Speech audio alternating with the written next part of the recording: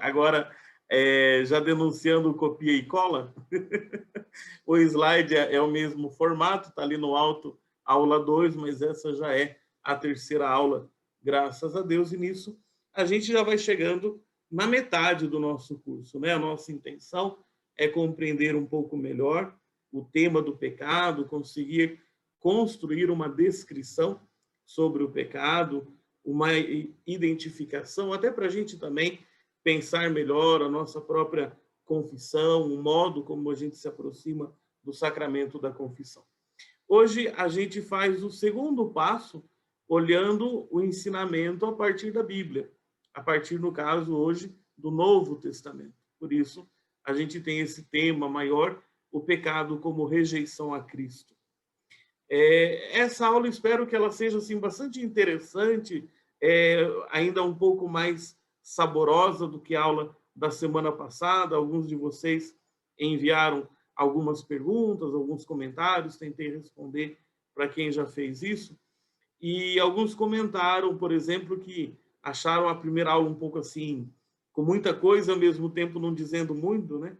E depois, na segunda aula, que foi o Antigo Testamento, então já começaram a se situar, a se encontrar um pouco mais na aula, e agora espero que com o Novo Testamento, então a gente entre mais ainda no clima, no sentido desse curso. Isso faz parte, né? Uma caminhada, a gente tem aquele momento do arranque, depois a gente vai pegando também um certo ritmo, vai tendo um pouco mais de domínio, né, da caminhada, e vai chegar um momento também que a gente vai sentindo um pouco o cansaço e a gente quer chegar logo ao final.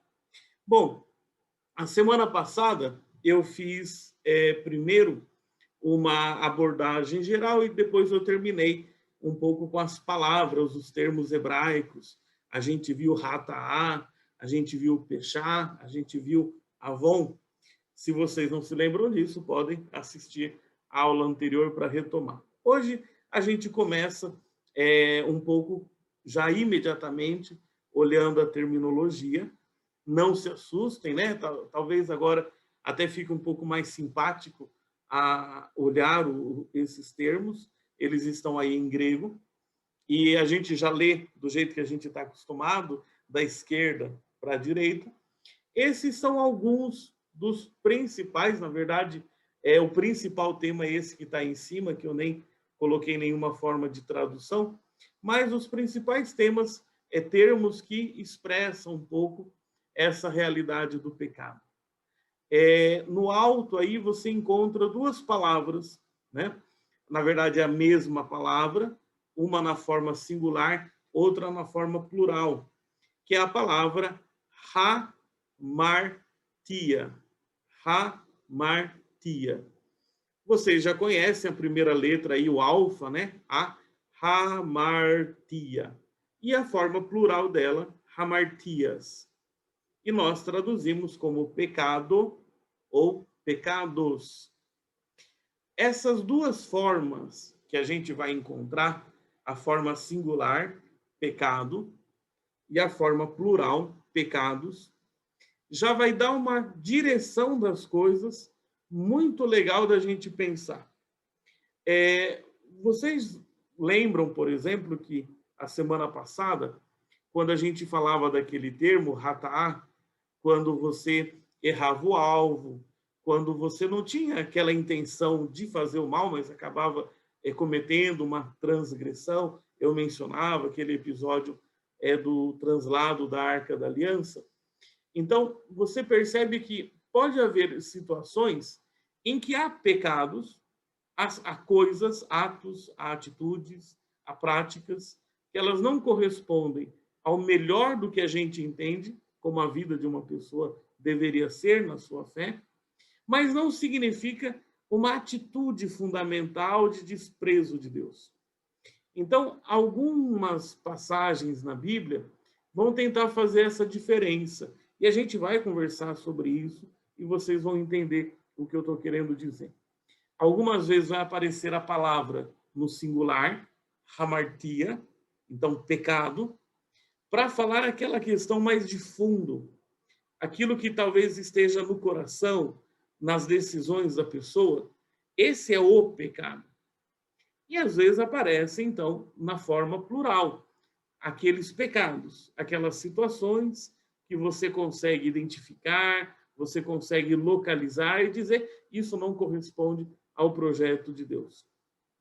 Embaixo, a gente olha algumas outras palavras também, que também indicam alguma realidade do pecado. Então, essa primeira da coluna à esquerda, a gente tem paraptoma, paraptoma, que significa o passo em falso. Olha que expressão interessante. Eu estou numa caminhada, eu tenho uma direção, mas talvez em algum momento eu possa não prestar tanto atenção onde eu estou pisando e me precipitar e dar um passo em falso. Pode ter uma pedra que eu não perceba muito bem o tamanho, a proporção dela, e ela me faz pisar em falso. Então, o passo em falso tanto pode significar a minha falta de atenção, como também problemas, obstáculos no caminho, que às vezes a gente não se dá conta e que atrapalham um pouco o ritmo da nossa caminhada. Tem essa outra palavra que a gente talvez esteja mais acostumado, né? Que é parábasis, parábasis, que significa transgressão. Então, tem algo que eu não posso fazer, que alguém disse que eu não posso fazer, que a lei diz que eu não devo fazer, eu fui lá e fiz. Isso é uma transgressão. Então, tentem perceber um pouco a nuance das palavras. Uma coisa é passo em falso, outra coisa é transgressão. Depois aparece aí na coluna do meio a primeira palavra, anomia, anomia. Nomia, a gente já conhece, nomos, da onde vem a palavra economia, né? Mas nomia significa lei, significa alguma coisa que dá um ordenamento. Então, anomia é agir sem a lei ou agir com injustiça. Embaixo, essa palavra já dá mais um pouquinho de trabalho para a gente identificar e até pronunciar, mas é uma palavra que a gente entende, porque ela aparece no Pai Nosso, né, na versão de Mateus. Ofeilema é a palavra para dívida, o plural, ofeilemata, ofeilemata, que significa dívidas. A gente traduz geralmente por ofensa, porque quando você me maltrata, quando você é injusto comigo, quando você faz alguma coisa que fere a minha dignidade, você está me devendo, né? Você não me tratou como eu merecia. E essa última palavra na coluna da direita, azebeia, azebeia, ela significa impiedade. Então, é aquele coração fechado à religião, fechado ao bem. É aquela ideia que a gente tem do ímpio.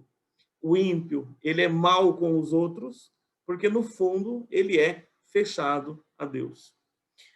Vejam, todas essas palavras aqui, elas podem servir para a gente já identificar que no Novo Testamento a gente tem duas direções. Uma é aquela do fechamento da nossa existência ao projeto de Deus revelado em Cristo Jesus. Para isso eu posso falar que é hamartia, no singular, anomia, azebeia, né? É aquela coisa mais fundamental. É o pecado, é a injustiça, é a impiedade. Mas eu posso reconhecer também atitudes que não correspondem a esse projeto. E que eu falo hamartias, então passo por pecados, mas falo paraptoma ou falo também parábasis. Mas isso daí acaba sendo um pouco assim menos fundamental, mas a gente vai olhar agora um pouco como é que está a teologia do pecado no Novo Testamento. Óbvio que a expressão teologia do pecado é um pouco esquisita, porque a teologia é sempre o nosso diálogo com Deus, mas a teologia identifica também aquelas situações quando a gente não dialoga com Deus, com aquela vontade, com aquele coração aberto como deveria ser.